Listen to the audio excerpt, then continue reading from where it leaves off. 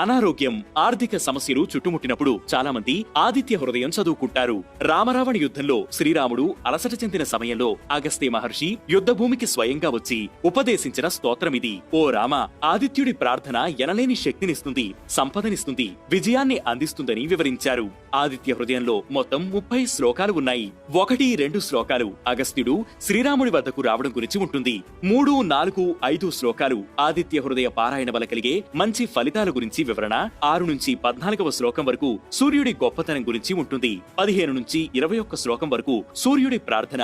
22 నుంచి 27వ శ్లోకం వరకు ఈ ఆదిత్య హృదయం వల్ల కలిగే సత్ఫలితాల గురించి. చివరి శ్లోకాల్లో శ్రీరామచంద్రుడు కార్యోన్ముఖుడు కావడం గురించి ఉంటుంది.